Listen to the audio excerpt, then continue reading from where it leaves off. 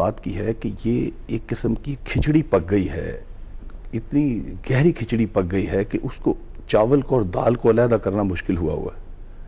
اس کے لیے ہمیں یہ کہنا کہ یہ مسلمان نہیں ہیں، یہ درست نہیں ہے۔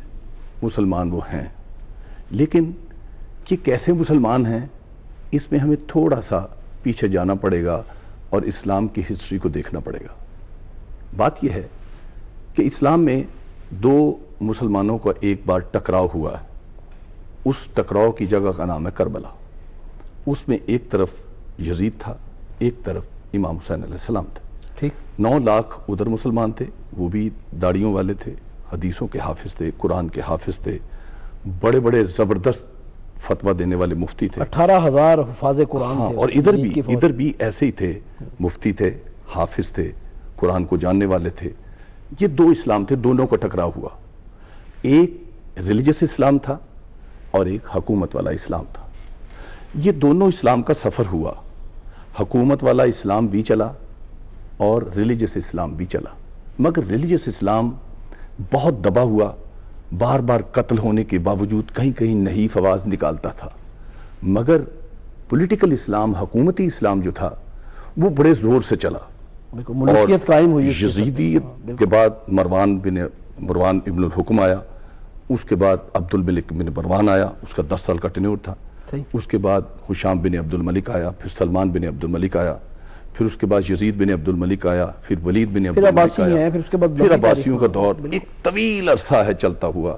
آخر کار یہ 110 سال کا عرصہ بنو امیہ کا رہا، 650 سال عباسیوں کا رہے۔ پھر اس کے بعد وہ آ گیا، ہاں نہیں ہلاکو خان آ گیا۔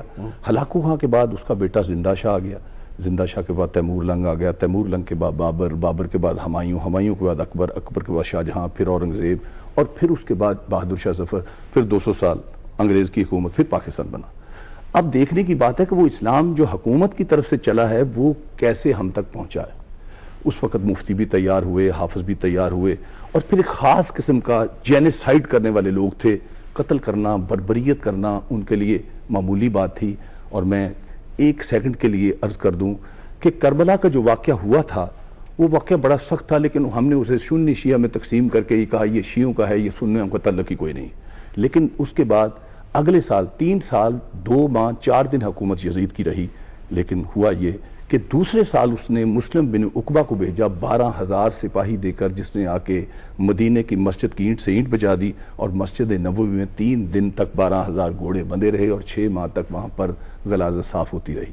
دوسرا کام جو اس نے کیا، تیسرے سال خانہ کعبہ کو منجلکوں سے برباد کیا، خانہ کعبہ کو جلائے، شاعر اللہ جل گئے۔ اس کے بعد وہ بیمار ہو گیا۔